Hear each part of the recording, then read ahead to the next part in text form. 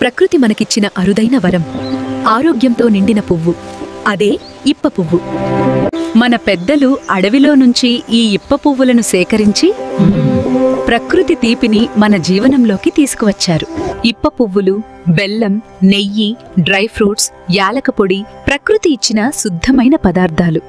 ఈ ఇప్ప పువ్వు లడ్డు శరీరానికి సహజమైన శక్తినిస్తుంది, జీర్ణశక్తిని మెరుగుపరుస్తుంది, ఇమ్యూనిటీని పెంచుతుంది.